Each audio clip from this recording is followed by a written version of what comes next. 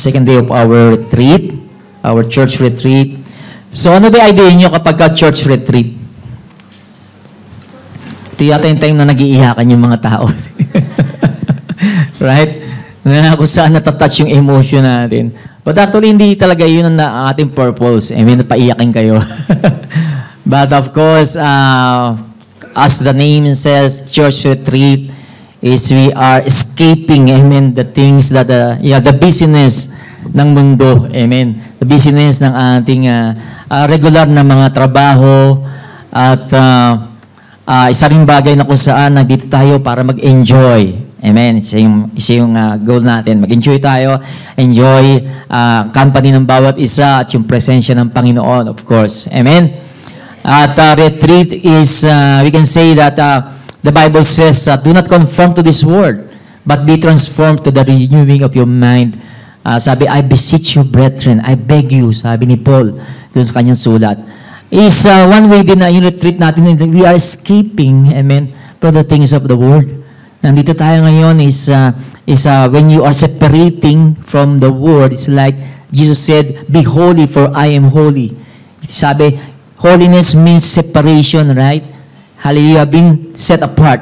So, ganun yung ginagawa natin nga ito. Itong araw na ito, itong moment na ito is we set apart for the Lord. That's why we are doing church retreat. Amen ba? Amen. So, alisin niyo muna yung mga alalahanin yan. Iwan natin, we escaping that, and tayo mag-enjoy dito sa presensya ng Panginoon. Amen. I believe yung mensahe ngayon ay really mag-enjoy tayo sapagkat, for the last days that I've been praying to God, ano ba talaga, Lord, yung nais mo na kung saan ay ma-take away namin dito sa retreat na to, na kung saan is magiging talagang moment na napaka-special sa amin. Amen ba? Amen. So, kaya napaka-special talaga nito kasi yung title niya is God and Me. Sabi niya, God and Me. Huwag kayong tumingin sa katabi niyo, ha? Sabi niyo, God and Me. Talagang may conviction, God and Me. Parang si God and Johnny, God and Luisa, God and who else? Hallelujah, Peter. Pwede niyo ba ilagay yung pangalan niyo doon? Na maging personal ito. O parang inisip nyo, parang hindi naman ako karapat-dapat na mailagay yung pangalan ko kasama ni Lord. Pero actually, hallelujah, God wants you, hallelujah, maging part siya ng buhay ninyo. Ng buhay ng bawat isa sa atin. Right? Kaya, isipin nyo, God, and sabihin nyo yung pangalan nyo, God and yung iba talaga, hindi nila masabi pangalan nila, no? Alongside with God's name. God and lahat ba? Pakinggan yung katabi nyo, ha? God and baka iba yung sinasabing pangalan, eh. Amen. God and Jojo. Napakasarap, di ba? Ano yung God natin is we can put our name alongside sa title niya, sa pagiging Diyos niya. Amen ba? So, ganun tayo ka-special sa ating Diyos.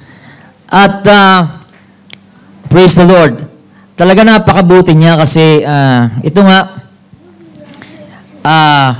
He wants to have a personal relationship with us. At sa araw nito, sa mga susunod pa mga oras, we will have that special personal encounter with Him. Amen ba? So before that, I will ask you 3 questions. Okay? Ang unang question is, sa inyo to, ha? What do you want most in life? Pigit nga kayo. Tapos tatanungin kayo. What is, hallelujah, the most, hallelujah. Praise the Lord. Do you want most in life? What do you want most in life? Sige, isipin nyo. Isipin nyo mabuti. Bakit kayo nagtatrabaho? Bakit kayo narito? Amen. Ano yung mga pinaplano nyo? Ano yun? Okay? Sino pwede magbigay sa akin ng example? Sige nga. Sino maglalakas loob? Sino may gusto ng luxury car? Oo, yun. Si Sister Ruby, yun ba? The most thing na gusto mo sa buhay mo. Pinakamimithi sa buhay. Ano pa? Health and everlasting life. Amen. Teka, alisin muna natin yung, yung medyo malalim. Parang alisin muna natin yung mga bagay na eternal, okay? Yung talaga inisip nyo rito sa mundong ito na pag minithi ninyo pa, ito na. For example, asawa, yung mga ano pa dyan, dalaga at binata. Di ba parang inyo natin, nakapag-asawa ako. Di ba? O yung mga nakapag-asawa natin, siguro dati iyon ang inyong pinakamimithi sa buhay. Magkaroon kayo ng pamilya, di ba? Ha? Yung mga may asawa dyan, yun ba yung dati yung pinakamimithi? Ha? Sister mo, lakasan mo ng boses mo. Yes. Praise the Lord. Pero after nung kapag asawa ka, yun na. Ha? Puno ba ng pag-isisi? Amen. For example, ng mga pa kayo estudyante, pinakamimiti, makatapos lang ko ng college, matapos ko na itong professional, yung itong education na to. Maging doktor, maging inhinyero, parang, nung time na yun yung pinakamimiti mo, di ba? Parang makatapos na, tapos na hirap. Tapos makapagtatrabaho na ako, amen, mapapasok ako sa magandang kumpanya, amen. Tapos pinakamimiti mo, yung unang sweldo mo. Naalala niyo ba yung mga bagay na yun? Ha? Siguro naman, very normal, no? Sa lahat natin, nakaranas sa mga ganong moment na, wow, ito na. Amen? At pagkaraan yun, meron ka na naman mimitiin. Meron na naman. Amen. So kung naalala niyo yung moment na yun dati, parang napaka-short lang ng kanyang, yung napaka-temporal lang nung moment na yun na excited ka, nung makamit mo siya, tuwan-tuwa ka, pero as the days goes by, parang nagve-fade yung kanyang glory, di ba? Right? Amen ba? Amen. Right. So ngayon, kung may mga minimithi pa kayo, hindi ba naman masama doon? I'm not saying na masama yun, ha? Bilang tao, natural sa atin yun. Na meron tayong ina-aspire, meron tayong ninanais sa buhay na ito. Nainisip natin ay, ito yung pangalawang tanong ko, naalala niyo ba yung pinakamasayang araw ng buhay ninyo? Lakas ang mga Sister Ali, ah. Amen. At meron pa ba kayong minimithi na kung saan pag nakuha niyo yun, isipin niyo, ako na yung pinakamasayang tao. Okay? Parang ang tagal mag-process, no? Kasi mga puyat tayo, no? Praise the Lord. Yung pangatlo, mamaya ako natatanong. Okay? Bibitin nyo kayo. Sa ngayon, titingnan muna natin ang ating team ngayon. Actually, God and me, patapos yung team verse natin is 2 Samuel 22. Ang ganda ng inawit natin, di ba? Yung, there is freedom in His presence, there is healing in His presence. Actually, hindi kami nag-usap ni Brother Otan. Amen. While I was preparing this is, nakakatuwa si Lord kasi He's expressly telling us yung kanyang mensahe sa atin. Kaya, open your ears to hear. Sapagkat mayroon siyang sasabihin sa atin napakahalaga ngayon. 2 Samuel 22, basahin po natin, verse 1. Then,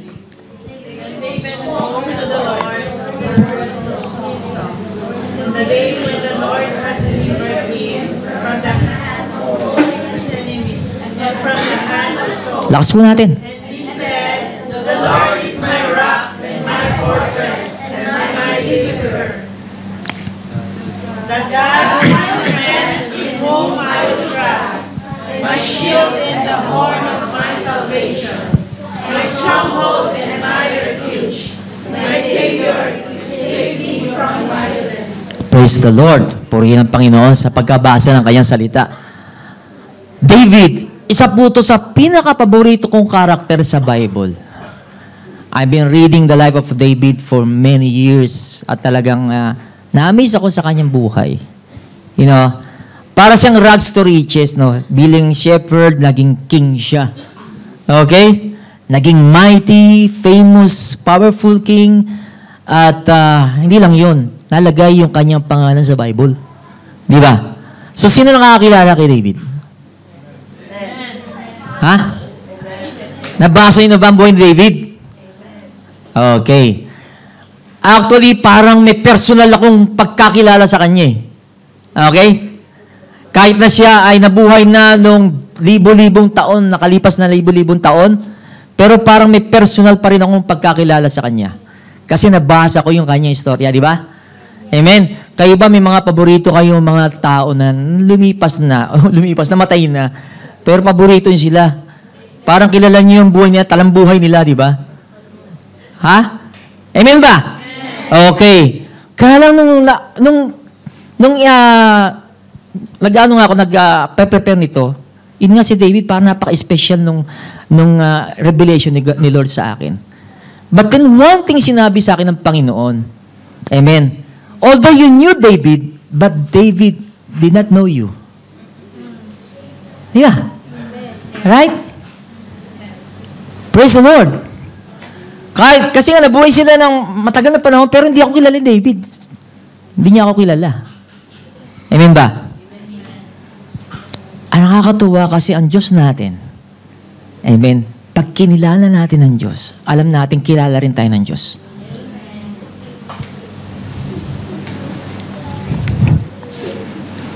Dito sa buhay ni David, nakita ko rito yung pagiging puno ng tiwala niya sa Diyos. Hindi siya, bilang hari, hindi siya nagtiwala sa kalakasan niya, sa kapangyarihan niya, sa kaalaman niya, sa experiences niya, hindi.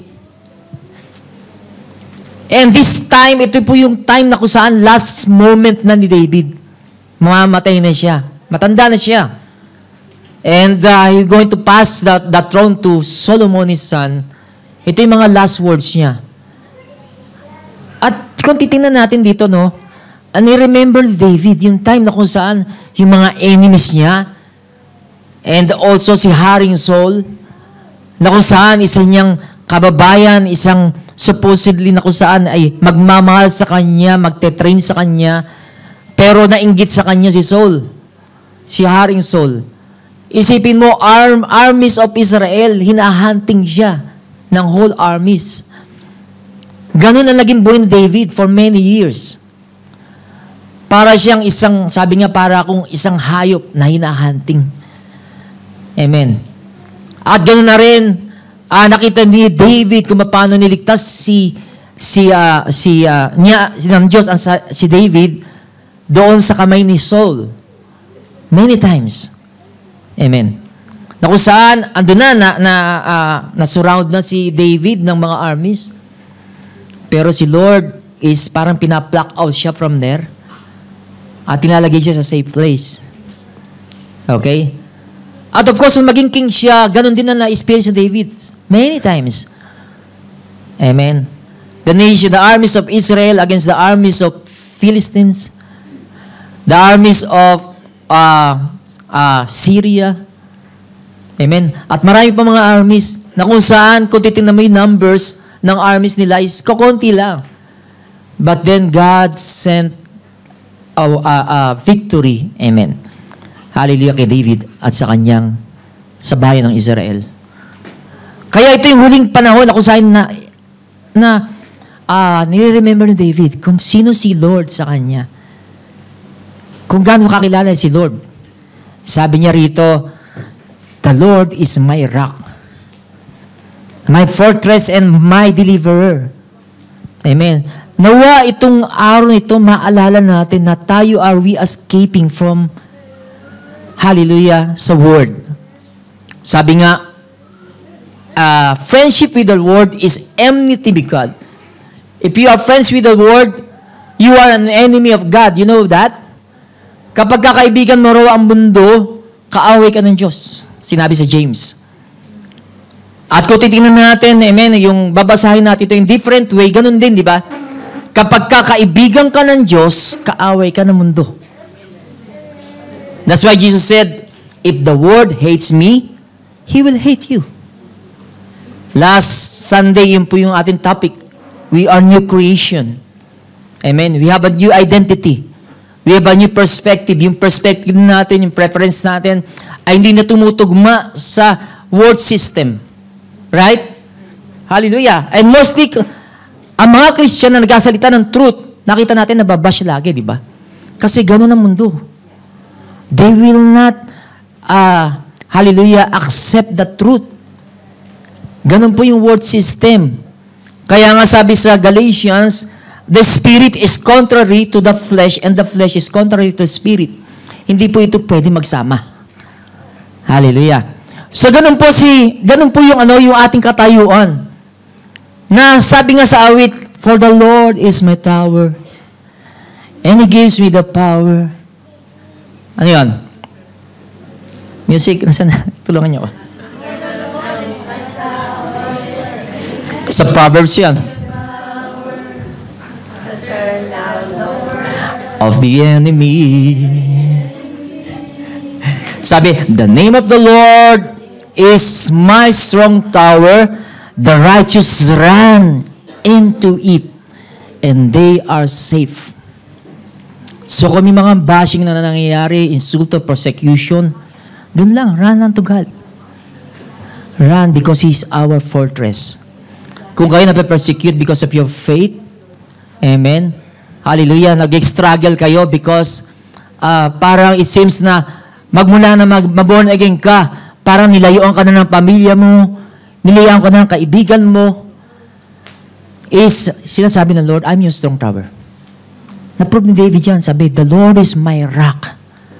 Alam niyo si David, maging ang mga anak niya, hallelujah. David is a champion of a champion warrior. Amen. He's also a good shepherd, a good warrior, a good king, a good ruler. Pero may isang weakness si David. Amen. Being a father is marami siyang failure. Ang pamilya niya naging dysfunctional. Hindi niya na-manage na maayos. Yung mga anak niya, kung saan nagkakagalit-galit, nagpapatayan yung mga anak niya, at yung moment pa yung mismong anak niya, si Absalom, gusto siyang patayin, i-dethrone. Amen. So nakita natin si David, meron siyang weakness din. Just like you and me. May weakness tayo. At nakita dito si David, sabi niya, the Lord is my rock, my fortress, and my deliverer. Mayroon tayong tatakbuhan, mga kapatid. Mayroon tayong tatakbuhan. Kung tayo nangihina, mayroon din tayong kalakasan. Siya yung ating strength. Sabi ni David, God of my strength. God of my strength, in whom I will trust. Sabi ba, my shield. Siya yung protection ko, my shield. Pag sinabing horn of my salvation, sabi, strength yun. Yung horn represents strength. The horn of my salvation. Because yung salvation po natin, the world will battle against it. Amen? Hali yung horn ng mundo, yung horn ng condemnation, di ba Christian na tayo, pero parang, ba't marami pang condemnation akong naririnig? Mga boses ng evil, ng darkness, kinokondemn tayo. Praise the Lord. But sabi, meron tayong strength. Because God is the strength of our salvation. Sabi nga sa Bible, there is now no condemnation for those who are in Christ Jesus. Who will condemn you? Who will be against you if God is for you? Who will condemn you? Is it Christ is the one who died for us? Siya lang pwede mag-condemn sa atin. Siya yung namatay para sa atin eh. Pero Satan, people, they have no right to condemn you. It's between you and God. God and me. Hallelujah. Hindi ko alam ang lahat ng nangyayari sa buhay niyo, pero God knows everything about you. Amen. Sabi, my stronghold and my refuge. My Savior, you save me from violence. So much violence ang naranasan ni David sa buhay niya. Hallelujah. At sabi pa niya rito, yung mga ups and downs ni David bilang, ito yung last moment niya, di ba? Sinasabi niya, mga ups and downs niya. At dito sa chapter 22 na to, sinabi niya, proven na yung word ni God. Proven na yung promise mo, God. I've proven it. It's purified. It's holy, it's true. Yung mga promises ni God. Sabi pa nga, you are the lamp. You are my direction. Glory. Ang sarap, sabaga sinabi pa niya, God's way is perfect. God's way is perfect. Napakita rito yung faith ni David. Kahit yung last moment niya, yung last mga days niya, na he's about to depart from this world, nakita natin yung confession niya, confidence niya. Praise the Lord.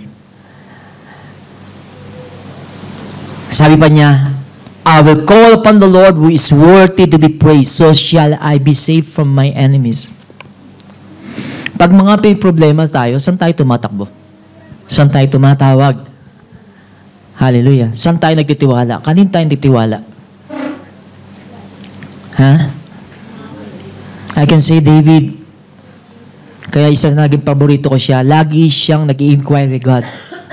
He's always there to inquire to God. Pag may battle siya, may battle siyang harapin, will I pursue these enemies? Will I go against these enemies? Magpe-pray mo na siya. Hindi niya titingnan yung dami ng mga magagaling niyang warriors, yung mga chariots, hindi. Andun siya, hari. Amen. Matagumpay na pinuno.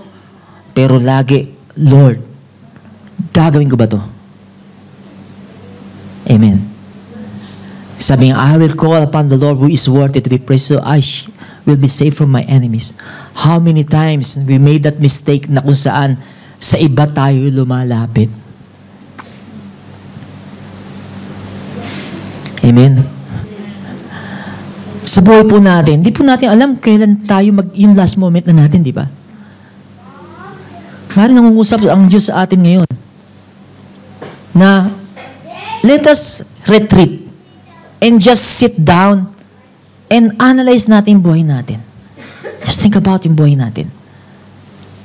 Kung ako ba'y haharap ngayon sa Diyos, ano ba'y masasabi ko? Masasabi ko ba'y sinasabi ni David? Masasabi ko ba to? Sabi niya, God hears. When I call unto Him, He's there to listen. Because God's way is perfect. Siya yung direction ko. Kailangan ko na direction. Kailangan ko ng deliverer. He is my deliverer. Praise the Lord. Sabi pa, in my distress, I called upon the Lord and cried out to my God. He heard my voice from His temple. Tingnan nyo, and my cry entered His ears. Ganun siya, di ba? Isipin nyo yung ating mga pag-iyak, yung ating mga pagsusumamo, yung mga pain natin, we're screaming from our pains. Sabi doon, pumapasok pa rin sa tenga ng Diyos. Sa isang nagtitiwala sa Kanya, nananampalataya sa Kanya, yung mga iyak nila ay pumapasok sa tenga niya. Wow! Can you imagine that? Praise the Lord. Ang nakakalungkot po, mga tao ngayon, nagpupulso tayo sa mga bagay na kung saan, I'm not saying na masama naman po na tawagan ninyo yung magulang ninyo pag may problema kayo. Amen? Hallelujah. Mag-unload kayo ng mga problema niyo sa friends ninyo. Pero kung yun lang ginagawa ninyo at kayo hindi tumatawag sa Diyos, na siya yung inuuna natin tawagan, I think there's something wrong. Hallelujah. Sapagkat pag nakinig ka na sa tao, hindi ka na makikinig sa Diyos eh. Una sa lahat, doon ka na nagtiwala eh. Parang second opinion na lang si God. Eh, ang tao pa naman, kapag may mga problema tayo, para ang sarap pakinggan ng mga advices nila. Because most people will not speak the truth to us. When we have problems, He will just speak through their experiences, emotion. Pero ang Diyos sasabihin sa atin yung tama. Yung totoo lang. O anak, kaya ka naman nagkakaganyan eh. Tingnan mo yung mga ginawa mo. Okay lang yun. Ang maganda, si Lord nagkukorek sa atin. So pag nagkorek siya, totoo yun. Gusto niya tayong gisingin mula sa ating mga kamalian. Amen? Amen ba? God can hear you if you cry unto Him. Amen. Let it be na kung saan isipin nyo, pag natapos itong retreat na to, meron pa naman tayong retreat on our personal thing ng buhay natin, personal moment ng buhay natin. You can retreat. Siguro, marami kang naging problema sa office. Lord, di ko kaya. Amen. Pag-uwi mo ng bahay, go on your retreat. Your personal retreat. Go to God. Pray unto Him. Amen. Sabi ni Jesus, close your door and be with your Father. Be in the secret place with your God. In Psalms 91, He who dwells in the secret place of the Most High shall remain under the shadow of the Almighty. At masasabi nyo, sabi doon, and I will say, the Lord is my fortress. Hallelujah. He's my deliverer. In God in whom I trust. Let's see ditong istorya ng lost son. Sabi ng iba, parable of the prodigal son. Pero actually, parable of the lost son. Amen? Sige, basahin po natin sa Luke 15, 11, 12. Sige po. Then he said, a certain man had 2 sons, and the younger of them said to his father, Father, you give me the portion of my food most weeks. So he divided to them his livelihood. So, para madilim po tayo, parable po is talinhaga. Amen? Ginagamit po ni Jesus to illustrate something, to give us a message of something very important, no? Actually, yung titingnan natin to is, yung certain man is a father, of course, right? Meron siyang 2 anak. Yung man na to na sinasabi rito is, we can say, siya yung Diyos. Tayo mga anak niya. Amen? Nung ating tanggapin si Jesus, at manampalataya sa Kanya, binigyan niya tayo ng karapatang maging anak ng Diyos. Okay.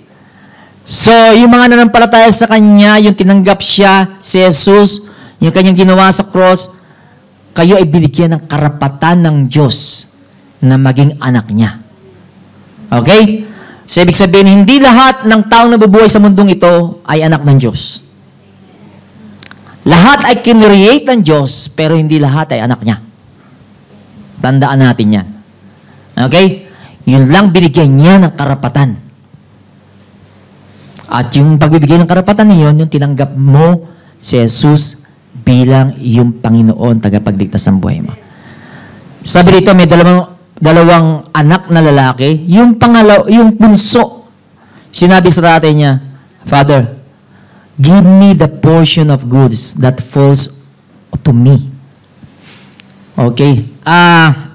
Hindi ko gagawing mana kasi wala naman sinabi ditong mana to, no? Nung aking pinag-aaralan to, it could be something na ka-share niya yung father niya into something na nagpa-profit sa kanilang family. Okay? Yung property na yon. Okay? Kuha nyo? Gets nyo? Na parang meron silang business with his father. Itong 2 anak na to. At sinabi ng anak niya, okay, Father, kukunin ko na yung share ko ng property. Share ng property ko. Kaya sabi rito, yung father na ito, binigyan niya naman sa anak niya. Right? At hindi lang sa anak niya, sabi sa 2 anak niya.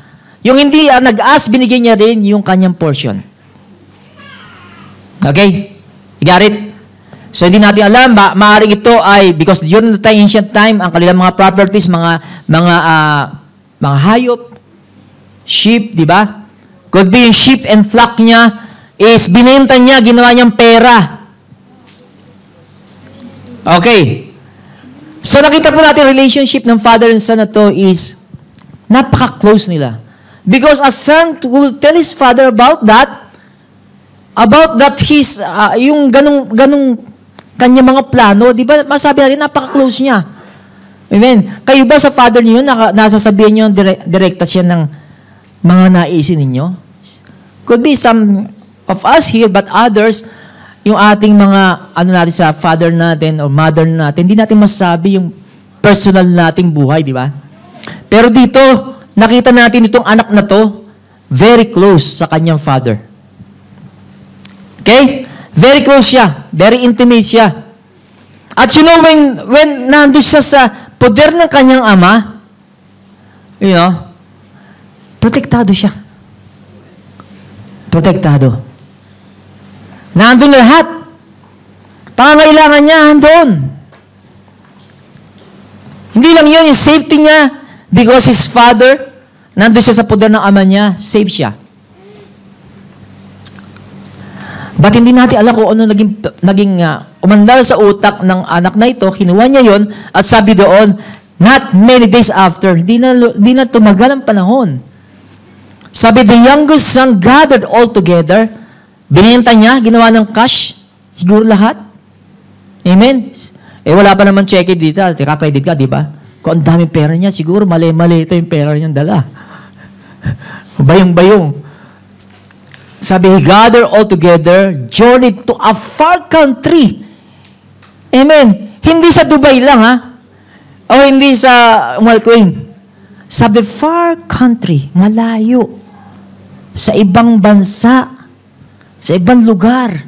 Malayo doon sa kanyang lugar ng tatay niya. Far country. At tapos doon, when he got that freedom, he thought it's a freedom. Amen. Ito mahirap pag binibigyan tayo ng freedom eh. Na-abuse natin. Namamali tayo ng paggamit ng freedom natin. Sabi dito, he wasted his possessions with prodigal living. Hallelujah. Umaandar na ba sa utak ninyo yung mga na-waste nating mga bagay na kung saan is? Bakit nagkaganito? Diba? Ito lang maminimithog sa buhay. Makapag-asawa. Bakit bigla na lang nawala siya? O bakit kinuha siya ng Diyos? Sabi natin, hindi naman siya ng kabilang pero kasi kabilang buhay na siya. Bakit kaya kinuha ng Diyos? I'm not saying it's a waste na makapag-asawa kayo. Pero bakit ganun? Yung naisip natin na, eto nga, may freedom ako eh. Akala ko ito na yung magiging masayang buhay ko. Pag nagawa ko na yung gusto kong gawin, yun ang mahirap. Pag gumawa tayo ng bagay na gusto lang nating gawin, at hindi yun ang nais ng Diyos na gawin mo, masasabi natin it's all waste. Waste lang lahat. No matter how good it looks, no matter how perfect sa ating plano, pero kung ito ay out sa will ni God, hallelujah, masabi din natin, eventually, everything will be wasted. Siguro ngayon, hindi nyo pa napapansin, pero sabi nga rito, when he wasted his possessions and had spent all, darating panahon, mauubos din. There arose a severe famine in that land. Grabe naman. Parang ganito minsan, di ba? Parang problemang ito, matatapos yung isa, may susunod na naman. Hallelujah. Kala ko kapag nakapag-abroad ako, okay na. May mga nagpa-planong form here, mag-upload pa. Baka may mga plano kayong gano'n. Okay lang yon. Pero tingnan po natin yung ating mga plano. Ito ba'y nais ng Diyos? Sabi nga doon, there arose a severe famine in that land. Naalala niyo si Lot? Si Lot. Pamangkin ni Abraham. Sino? Pamangkin ni Abraham. Alam mo si Lot, ang nakita niyo doon sa Sodom at Gomorrah, nung pinamimili siya ng kanyang tiyuhin, sabi, sige, mamili ka na. Pag pumunta ka sa kaliwa, pumunta ako sa kanan. Kasi nag-aaway-aaway na yung mga tauhan. Eh, sabi ng Panginoon, umalis ka sa mga pamilya mo, sabi kay Abraham. Pero hindi niya sinunod si Lord. Sinama niya yung pamangkin niya. At tapos nagkaroon nga ng ganong conflict sa kanilang relasyon. At na-realize ni Abraham, I need to follow God's instruction. Okay, Lot, total, okay ka na naman. Pareho na tayong maraming possessions. Pareho tayong shepherd. Kung pupunta ka sa kanan, punta ka sa liwa. At alam niyo yung si Lot, may pagkatuso. Siyempre, tiyuhin niya, matanda na, no? Dapat, pagka-tiyuhin mo, matanda na, respeto mo, bigyan mo ng pabor. Oh Lord, Tito, ito yung magandang portion, dito ka na. Ano mo ginawa ni Lot? Nakita niyo yung Sodom and Gomorrah. Amen, na watered areas. Magaling para sa kanyang flock. Sabi niya, dito ako sa Sodom and Gomorrah. Tinik niya, akala niya, I will take this advantage. What happened? Hallelujah. Nawala lahat kay Lot. At sa huli, pati yung asawa niya, naging asin. Amen? Nawala lahat sa kanya. Ano niyo pa naging buhay ni Lot? Inanakan niya yung kanyang 2 anak. Ganun ang nangyayari, nagkagulo-gulo ang buhay ni Lot. Praise the Lord. Kaya wag po tayo masyadong tuso. Kala nyo matalino kayo. Pero kapag hindi kayo nag-ask ng direction kay God, no matter how good, yung iniisip nyo, there are ways that seems good to a man, but in the end, it will lead to destruction. Napakahalaga po tayo na to call upon God because He's the one who can able to save us from disaster. Amen? From destruction. Okay? A son away from his father, sabi dito, kapag tayo umalis sa poder, sa presensya ng ating Ama na nasa langit, hallelujah, 100% ang buhay natin ay mapapariwara. 100%.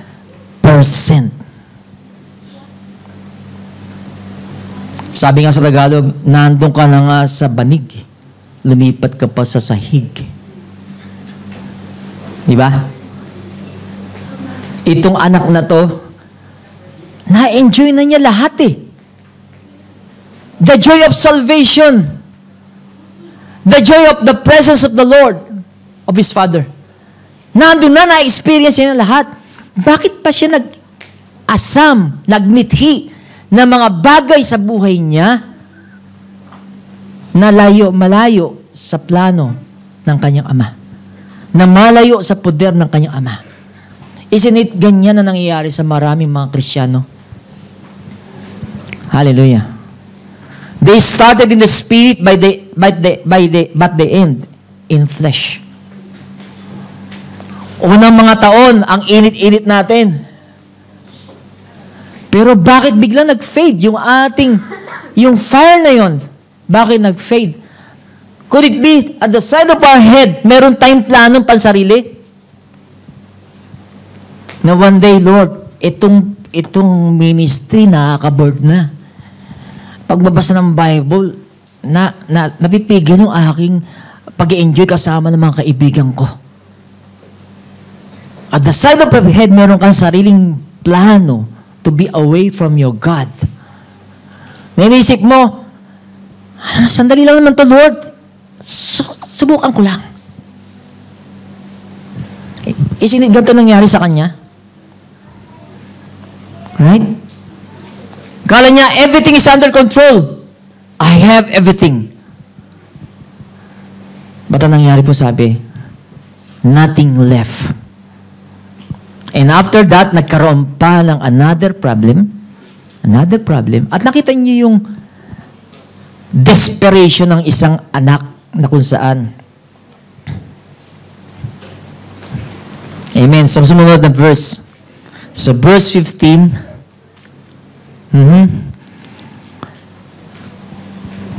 Kaya minsan di ako titiwala sa electronics eh. Sa verse 15, ano ang nangyari? Praise the Lord. Sabi doon, ay naghanap siya ng pumunta siya sa mga kaibigan niya, di ba? Sorry Ang tagal yata na exhortation ko. Nawala na ng battery yung laptop. Sa Luke 15, sabi doon, but when he... Sumobra naman. Verse 15 lang. Then he went and joined himself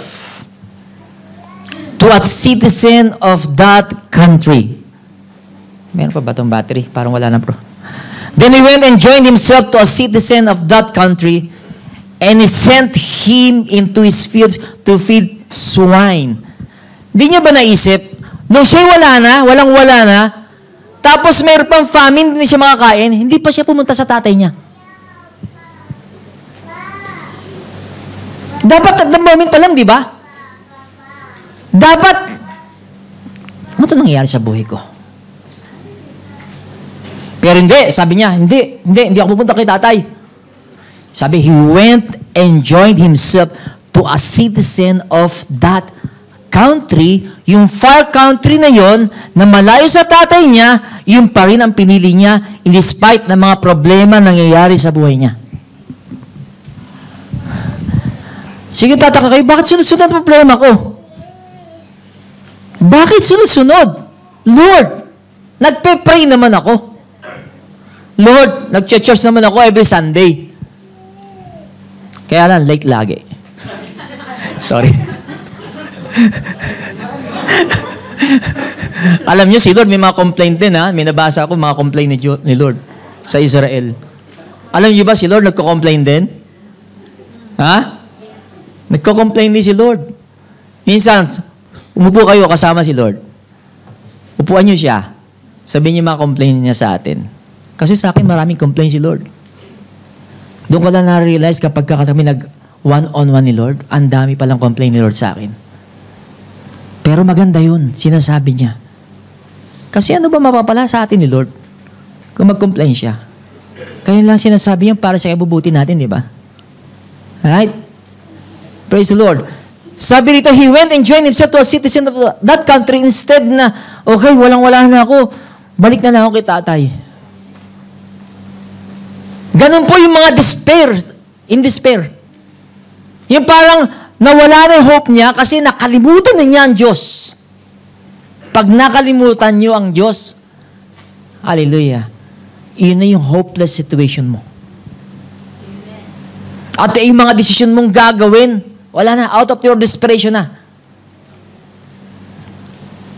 Kaya kung kayo nakakaramdam ng hopelessness, ng being in despair, huwag yun ang patagalin.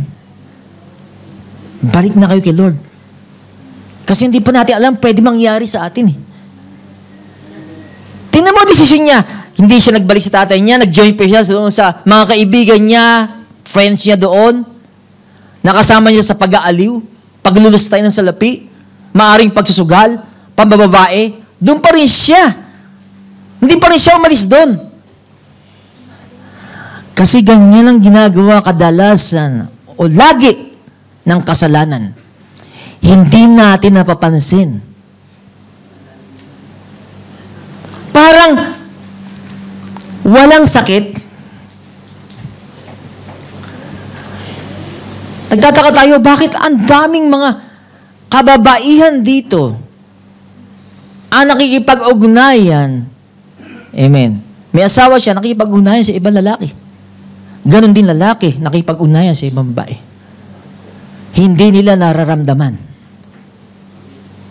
na yung ginagawa nila ay mali. Ganun po si Satan. Ipapakita sa atin na okay lang yan. Amen. Yan yung mga friends mo, hindi kanya iwanan. Diyan ka masaya, di ba? Naalala mo, noong pabababae mo, naalala mo yung pagbibisyo mo, kasama mga tao yan, iniwanan ka ba niyan? Nasaan ang church? Nasaan mga kaibigan mo? Totoo po yan bilang pastor, marami na po ako naranasan ganyan. Nakapagtataka ng tao kung saan ay ganun mo sila minahal. Katulad ni David, isa yan sa mga sinasabi niya.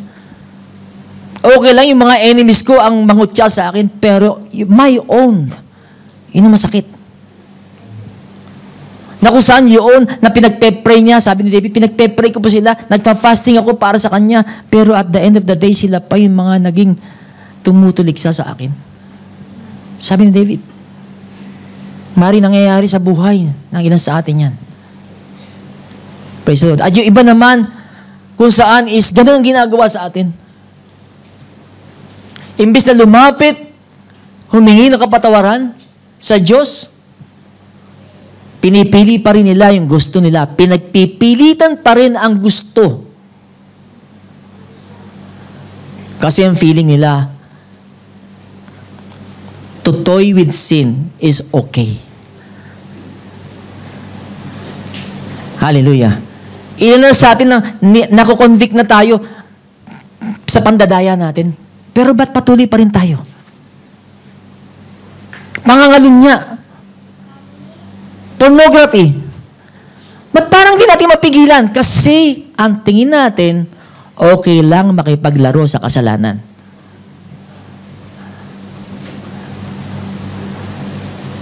Instead of bumalik na sa tatay niya, bumalik na sa Diyos, ganun pang ginagawa ng karamihan ng mga tao.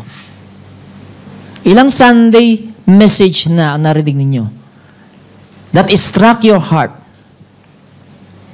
pero wala kang ginagawa. O wala akong ginagawa. Masakit po, di ba? Tingnan nyo yung desperation niya. Ano ginawa ng mga friends niya na yun? He sent him into his fields to feed swine. Baboy. Siguro sabi niya, okay lang. May trabaho naman. Mahal na mahal talaga ako kaibigan ko na to. Ba't kaya ayaw ng mga magulang ko rito sa aking kinakasama ngayon? Hindi po kayo friends sa mundo. Isipin niyo po yan. Habang ginagawa niyong bagay na taliwas sa Diyos, hindi po yun kaibigan niyo. When you have a new relationship with God, you should have a new relationship with sin. Yun po ang new creation. Hindi po pwede na, okay, friends ako kay Jesus, pero friends din ako dito sa mundo. Hindi pwede. Mamimili lang talaga tayo ng isa. Amen. Hindi pwedeng dalawa. Ang sabi rito, and he would gladly have filled his stomach with pods that the swine ate. Ganun na bumaba ang moral, ang kalidad ng kanyang buhay. Pero sabi niya, okay lang. Hindi pa rin niya ramdam. Hindi pa rin niya ramdam. Mga kapatid, ito po, pag na may nangyari sa buhay natin, hindi po lahat ito punishment ni God. Okay? Most of this is the result of our sins. Minsan isip natin, pinapalo ako ni Lord. Hindi mo pa naiisip. Kaya ka nagkaganyan dahil sa ginawa mo. Dinadami pa pangalan ni Lord. Amen. Ito hindi naman siya pinapanish eh. Pinapanish ba siya ng tatay niya? Hindi. Inaani niya ang resulta ng kanyang mga maling desisyon. Kaya kailangan po ma-distinguish natin. Bakit ba nangyayari sa buhay ko to? Punishment ba to o dahil sa resulta ng aking mga kasamaan? Dahil sa resulta ng aking rebellion kay Lord. Nakita po natin dito, di ba? Resulta ng aking kasalanan, hindi pa rin niya napapansin eh. Kumakain na siya ng kaning baboy. Amen. Hallelujah. Imbis na gawing barbecue yung baboy, kinakain ng baboy. At hindi po ito yung katulad ng binibentang feeds na mahal, ha? Yung pods dito, ito po yung mga bunga, ng mga balat ng isang punong kahoy, yung bunga nun, dinudurog yun ang pinapakain sa baboy during that time. Yun po yung pods. At ano sabi niya? He would gladly. Yung sinasabi ko ang hindi lang napapansin, pero masaya pa siya. Masaya pa siya na ganon na pinababa na niya ang kanyang buhay, ang kanyang moralidad, pinababa na niya ang kwalidad ng kanyang buhay, pero sabi, okay lang, nakakangiti pa naman ako.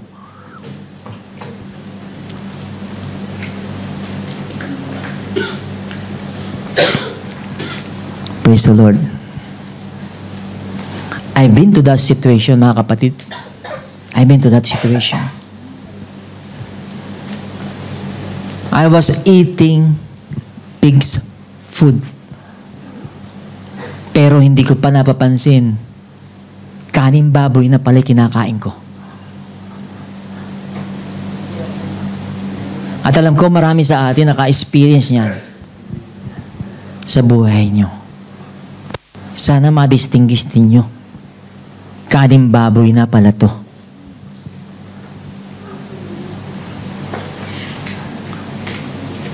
At doon na yan na-realize, wala palang nagbibigay talaga sa akin ng anuman.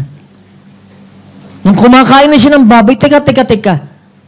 Kala ko friends ko to. Pero sabi niya, no one gave him anything. Walang binigay sa kanyang pangangailangan niya. Kaya sinuhin ninyo yung mga kasama ninyo. Sinuhin ninyo at pag-aralang mabuti. Yan ba mga taong iyan, ang nais sa buhay nyo ay mapabuti kayo? O mapasama ng mapasama? Sabi ito, bad company corrupts good character or moral. If anyone is in Christ, he is a new creation. Amen. Bagong nilalang ka na. Hindi na tayo pwedeng makipag-mix o makipag-ayon sa nais na mundo. Dahil tinawag ka na, nakiisa ka na kay Kristo, huwag ka nang humiwalay. Sabihin mo sa katabi mo, huwag tayong hihiwalay. Huwag tayong hihiwalay. Ikaw rin. Warning, no? Tinatakot. Sabi dito na, sa kanyang desperation, kung ano-ano na level ng pagkababa ng pagkatao niya, doon niya naisip na, wala pala talagang tumutulong sa akin. Dito sa pinuntahan ko nito, wala palang may gustong gumawa sa akin ng kabutihan. Doon niya na-realize. Naalala niyo yung pangatlong tanong? Nasabi ko, bibiting ko kayo. Ito yung pangatlong tanong na itatanong nyo sa sarili nyo. What am I doing with my life?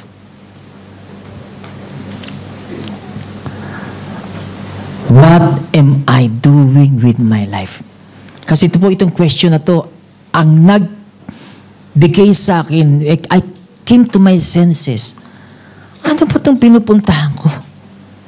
I'm pursuing things that are corrupt. That I'm pursuing things na kung saan kaning baboy, anong ginagawa ko sa buhay ko? Kala ko ito magpapasaya sa akin. Itong mga drugs na to, itong alak, pangangalunya, amen, fornication, pagsusugal, paninigarilyo. Kala ko magiging masaya. Alam niyo, iyon ang aking, sabi ko, napaka-adventurous ko nung kabataan ko. Sabi ko, gusto ko ma-experience mga bagay na experience ng mga tao na to. Kasi parang ang saya-saya nila. Nagtatawanan pag nag-inuman. Magkakasama sa mga kasayahan ng mundo. Sabi ko, iyan ang pinakamimiti ko. Susubukan ko lahat. Pag nagawa ko na to, I will be the happiest person. Gusto ko lang naman maging happy dito sa mundong ito eh. Mali pala lahat. Hindi tayo kinreate ni Lord dito sa mundong ito para ka lang maging masaya. Hindi. Wag po yan ang maging plataforma nyo sa buhay. Gusto ko lang maging masaya. Mali po yun. Hindi po.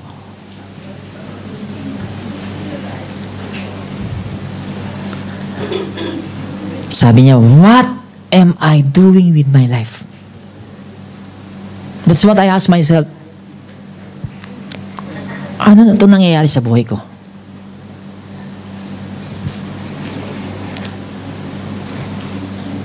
At naisikatan natin sarili natin yan. Tingnan natin ang ating pinatutunguhan. What are you doing with your life without God? Hindi ka magiging masaya. Hindi ka mapapatama. Hindi ka masasatisfy. Nothing in this world can satisfy you. Nothing. Nothing. Only Jesus. Only the love of God. The love of God is true. When he came to his senses, sabi niya, I will arise. Okay lang marinig natin to, di ba? Kinokorek tayo. Kung tayo na-correct, kung isa tayo doon sa kinokorek ni God, wag lang pakinggan nyo at, nga, tama yan, tama yan. Nakakatuwa ito kasi talagang kumilos siya. Sabi, I will arise and go to my Father. Nagkaroon na siya ng decision. Amen? Dati, I will move out from my Father, but now, sabi niya, I will go, arise, and go back to my Father. And we say to Him, Father, I have sinned against heaven and before you. Kung may pagkakasala tayo sa tao, alam niyo, nagkakasala tayo sa Diyos.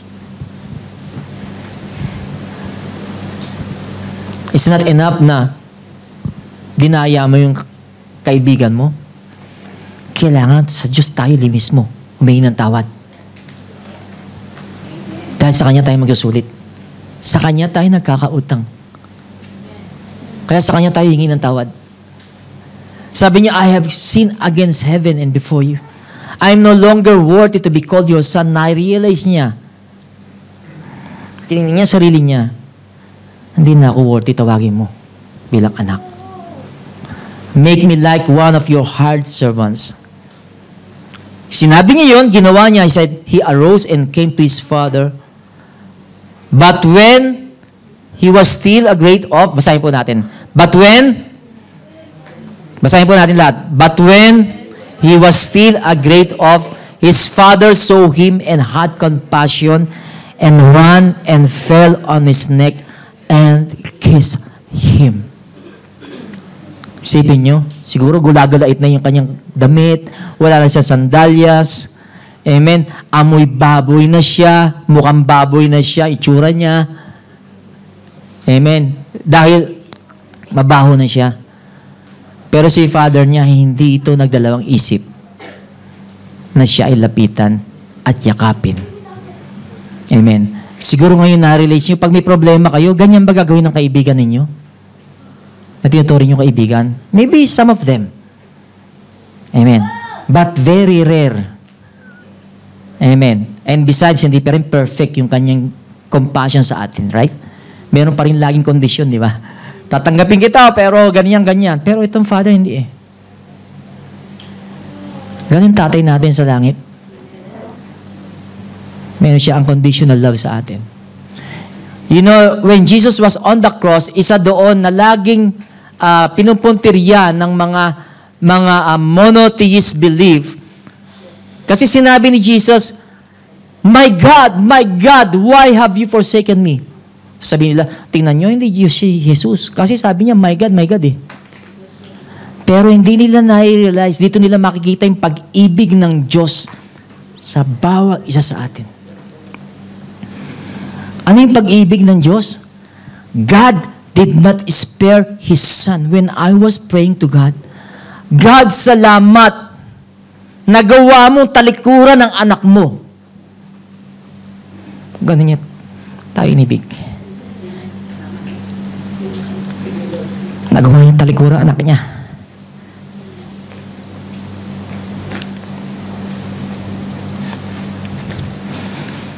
Why have you forsaken me? Nagawa yung talikuran ng anak niya at the same way yung anak niya namatay para sa kasalanan natin.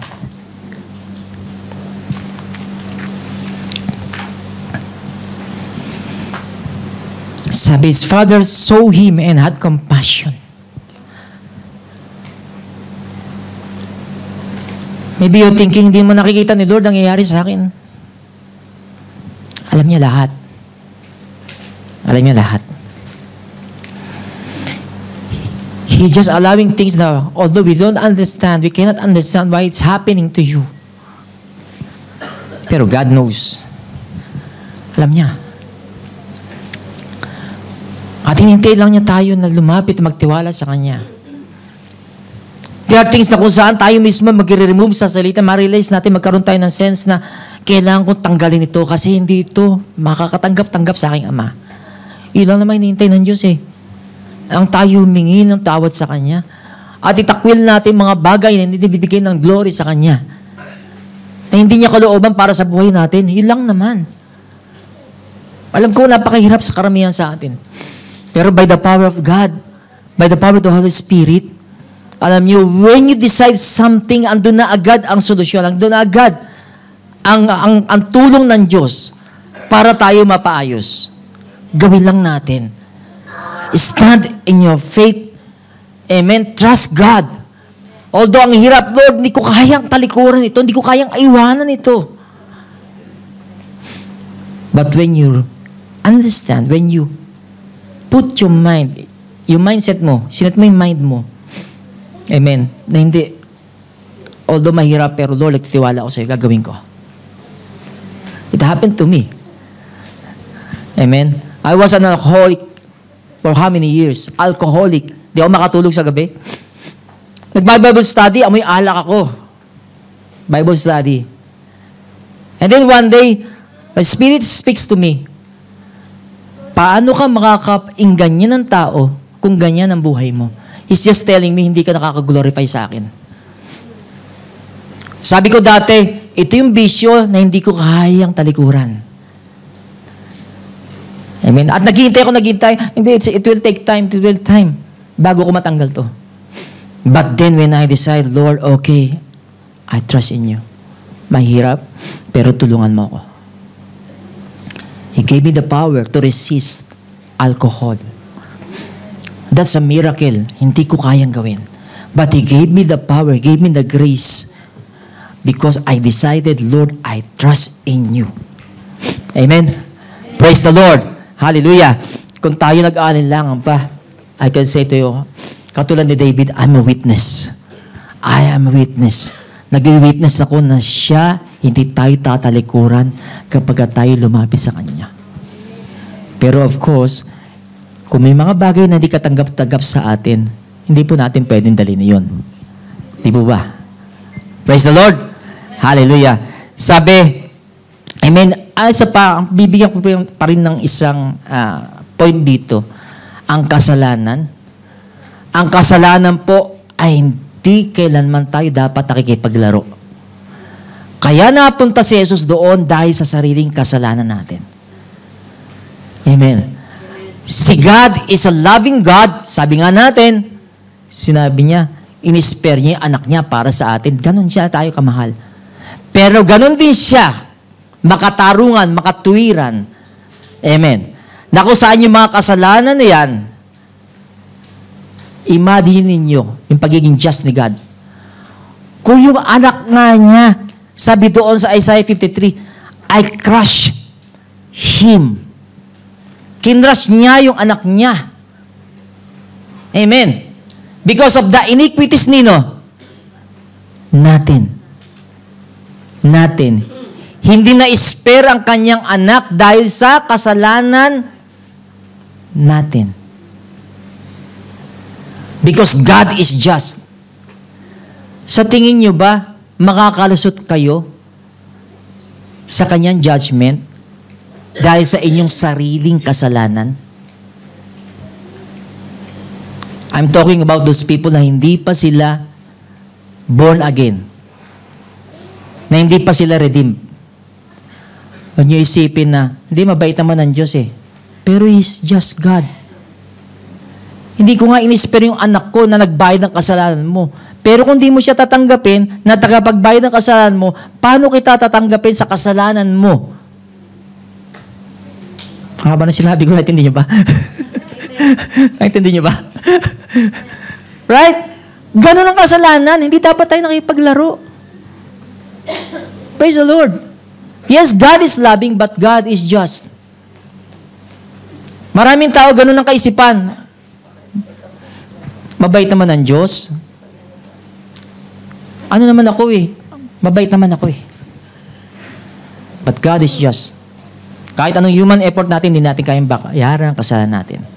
He didn't spare His Son for the sake na kung saan sa mga kasalanan natin na pinagbayaran ng anak niya doon sa krus. Amen ba? Hallelujah. He came to His senses at yun nga nakita natin dito, the lost was found. Amen. The son said to him, Father, I have sinned against heaven and in your sight. I'm no longer worthy to be called your son.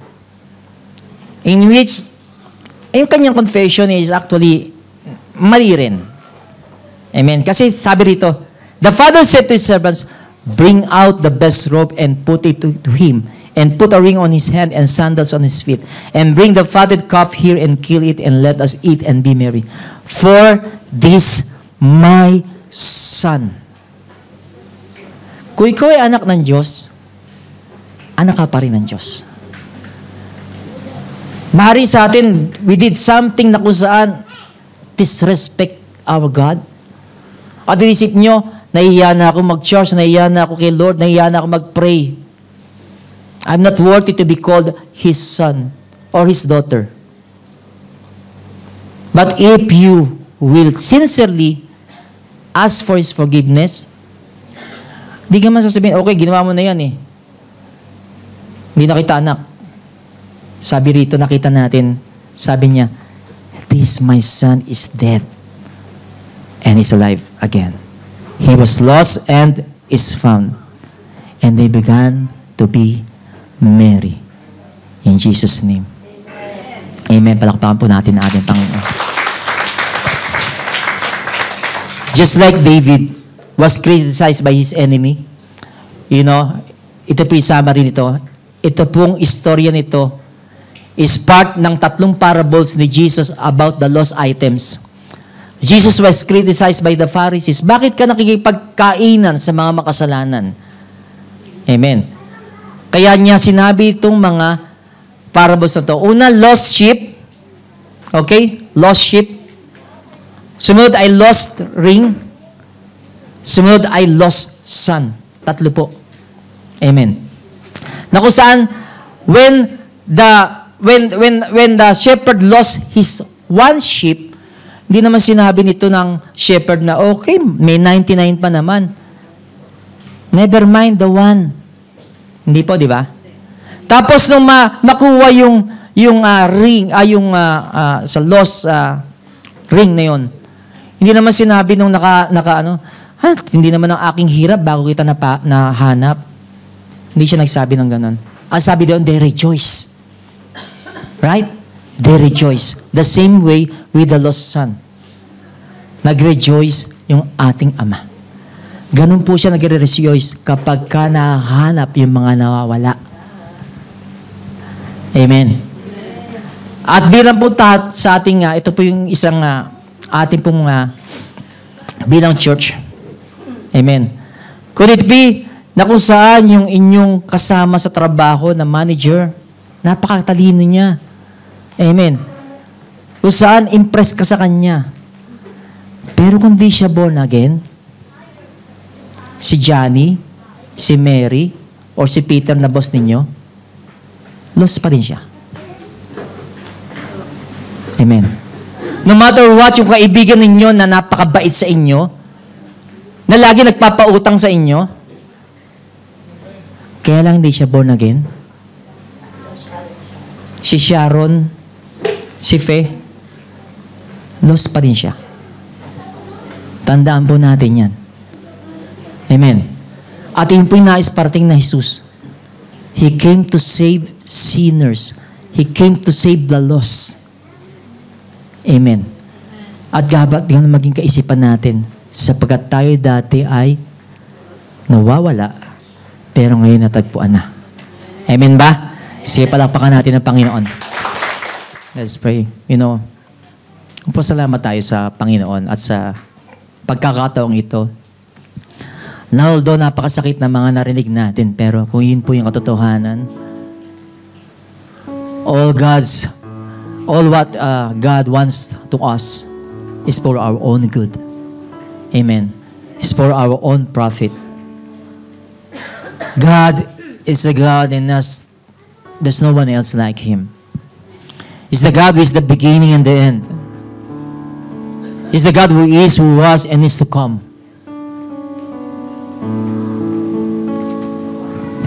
And He's a God who is alive, eternal, and alive forevermore.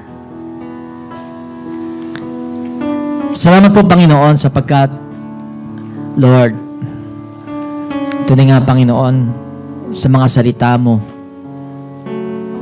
na nagbigay ng kaliwagan sa amin, O God. Salamat sa presensya mo, Panginoon, sa umagang ito, sa araw na ito, Panginoon. At tunay nga, Panginoon, there's joy in your presence. In your presence, there's fullness of joy. At sa joy na yun, Panginoon, when we receive your word, Lord, it bear the fruit of strength. A hope to us, Lord. A hope to us, God.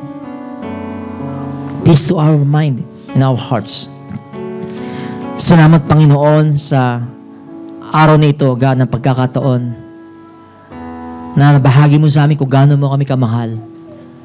At kung gaano din ikaw ang Diyos na kung saan ay makatwiran, matuwid. Ikaw ang Diyos din nagbabago noon, ngayon magpakinggan pa man. Gaya ng inawit namin kanina, there is healing in your presence. There is freedom in your presence. There's transformation in your presence. There's salvation in your presence. Lord, salamat, Panginoon, pinarealize mo sa amin, Lord, that apart from you, O God, Lord, we are nothing. That apart, O God, from your will, O God, Lord, hallelujah, disaster po yung aming kahinatnan. Salamat, Panginoon, Lord, that you're always there, O God, to protect us. Lord, ako po yung tao na kung saan ay naliwanagan dahil nagtatago ako sa iyo. Umiiwas ako sa iyo. At may mga bagay, Panginoon, na nagdududa ako sa iyo. God, tulungan mo ako. I need your healing, O God, Lord. Heal my mind. Heal my heart. And take away, O God, all this wrong mindset, O God, Lord.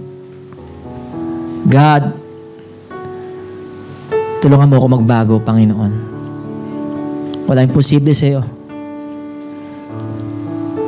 Ikaw lang pwede, Panginoon, bumago ng pusong ito, Panginoon.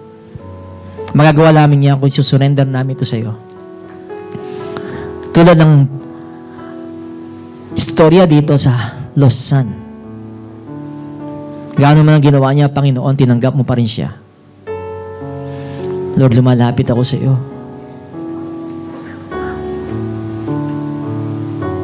Lumalapit ako sa iyo. I stand here, O God, before you right now.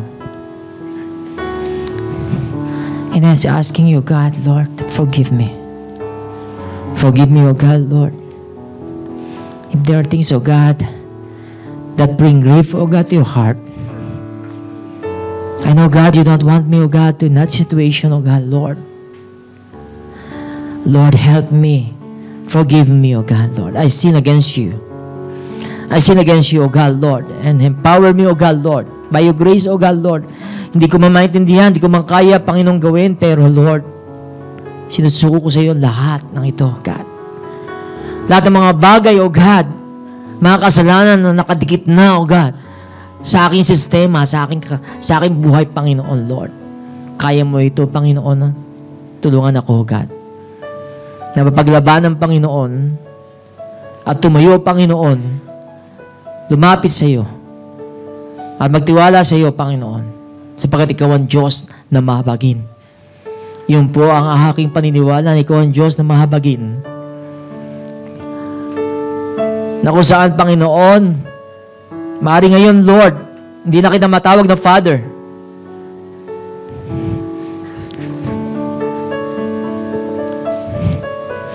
Thank you, God, because you can call me Son. And I still can call you Father, God, Lord. According to this story, Panginoon, we restore everything to your Son. Lord, there is restoration in your presence. We cut off every hands of Satan against our lives. In Jesus' name. Against our mind. Against our soul. In Jesus' name.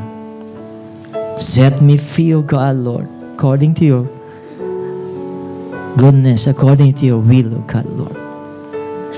God, kung may mga kapatid ako rito, Panginoon, na in the opposite situation, they are struggled because of their faith. Lord, hallelujah, nandun sila, Panginoon.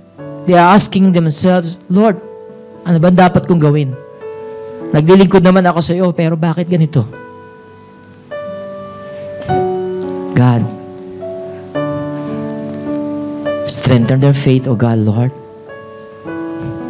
Na ang kanila pong paghawak sa iyo, Panginoon, at patuloy ang higpit, Panginoon.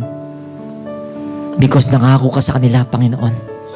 Nangako ka sa kanila, hindi mo sila iiwan, hindi mo sila pababayaan. Mga kapatid, keep trusting God. Keep trust in Him. Keep trust in Him. Submit all your plans. Submit all your thoughts to Him right now. Is He right now? Maybe you're asking for healing. Maybe you're asking it for a long time. Hindi ka pinababayaan ng Diyos. Kapatid,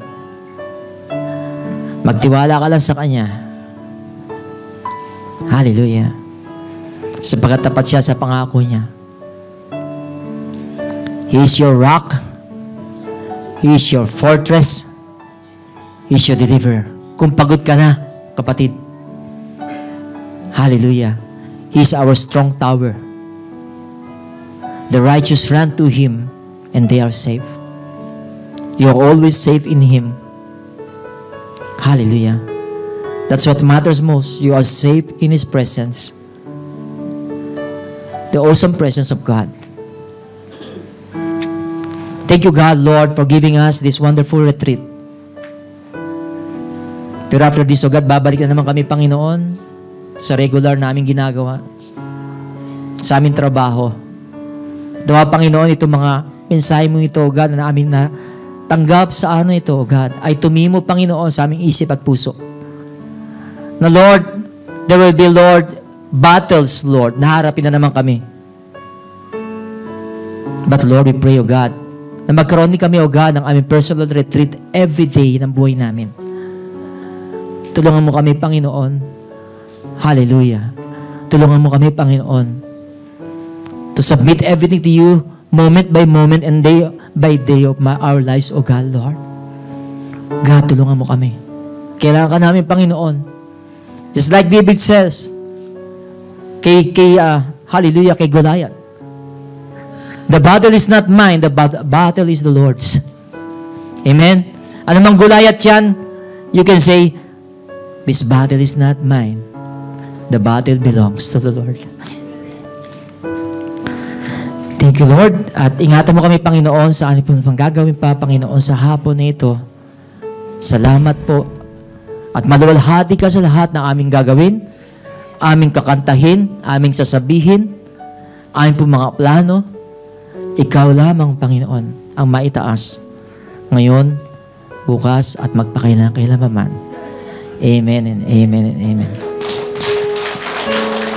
Sige, palakpakan po natin na malakas ang Panginoon. Amen.